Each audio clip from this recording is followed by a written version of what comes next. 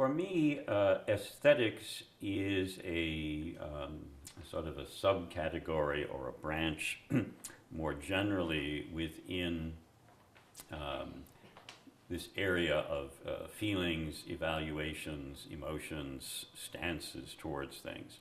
So formally it would come within the orientational generalized semiotic function, and that is similar in many ways to where Jim Martin has put it in his work on appraisal, which he takes to be an evaluative component within the interpersonal metafunction, and looks at linguistic resources for the expression of attitude and evaluation, for which he has the evaluation of objects by aesthetic criteria as, again, one subcomponent.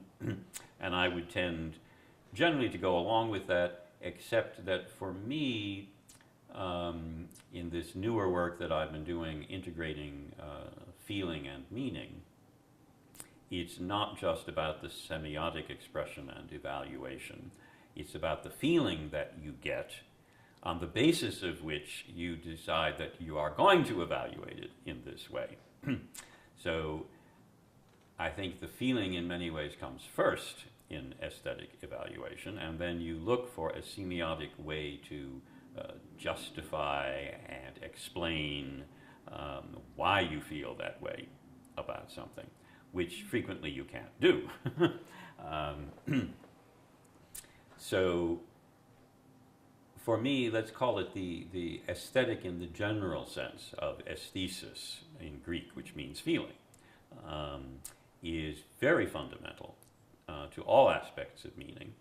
We tend to associate it with feelings of beauty, but in an earlier generation it was also associated with moral feelings, and in the ancient Greeks it was associated with stronger passions, as with tragedy or comedy.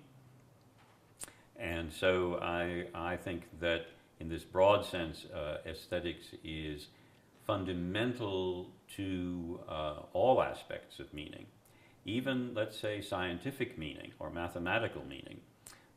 Mathematicians find aesthetic beauty in certain kinds of mathematical proofs, and regard other kinds of mathematical proofs, which are equally mathematically valid, as being ugly proofs.